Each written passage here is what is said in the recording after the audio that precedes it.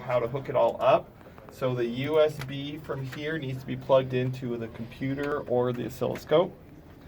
The ribbon cable needs to be connected to the oscilloscope. So we connect that to the oscilloscope.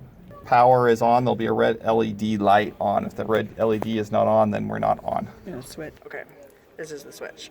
The first thing that we want to do is we want to make sure that this is set up to be 50 milliseconds per division.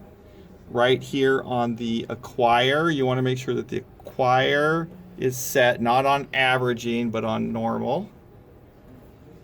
Then we want to make sure that the signal fills a part of the screen. If it's too small, it's not going to work, and if it's too big or off the screen, partially off the screen, that's not going to work. So you want to kind of have it in the middle.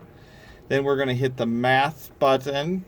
We're going to choose operator FFT on source 1. Okay. And then over here, this one right here is how you increase the amplitude of your FFT. And this one is the DC level. If you push it, it puts it right in the middle, and then you can move it up and down. Right here, we can set the span to be, we're just looking for, our signals are between 1 and 5 kilohertz. So the span is set on 10 kilohertz, and we set the center on 5 kilohertz. Once our signal's in the middle, you can turn it off so it doesn't get in the way, and then you can look at these spikes. So then if we go to cursor and select the source's math, we can change this to X, which is going to tell us what our frequency spikes are. So there's one spike here at 4 and one spike here around 1. So this spike right here is our signal. And we can, if you just watch the screen, when I'm putting my hand in front of the photodiode, you'll see that it drops away. That's how we know that that's our signal.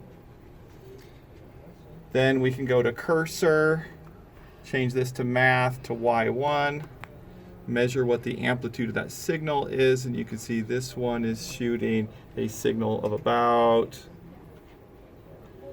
80 millivolts for our signal, and so that's our good signal. And if you get that above 45 millivolts, then you're getting the signal that you want.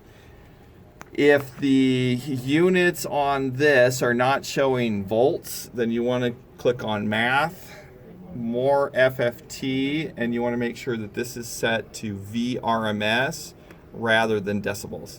So we'll make sure that that's on VRMS.